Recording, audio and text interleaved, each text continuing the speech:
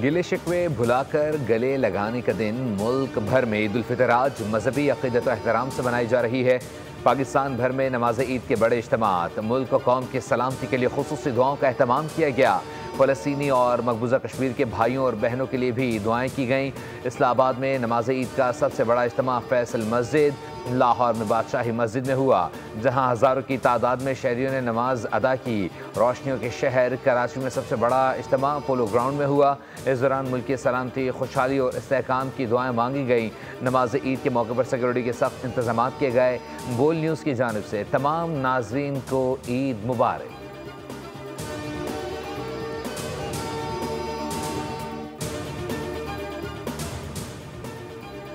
वज़ीर-ए-आज़म शहबाज शरीफ का बांग्लादेश के चीफ एडवाइज़र डॉक्टर यूनुस से टेलीफोनिक रब्ता, ईद उल फितर की मुबारकबाद पेश की। दोनों ममालिक के दरमियान दो तरफ़ा ताल्लुकात बिलखुसूस तिजारत और सयाहत में मज़बूत रफ्तार पर इत्मीनान का इजहार। वज़ीर-ए-आज़म की बांग्लादेश से सक़ाफ़ती वफ़द को पाकिस्तान के दौरे पर भेजने की तजवीज़।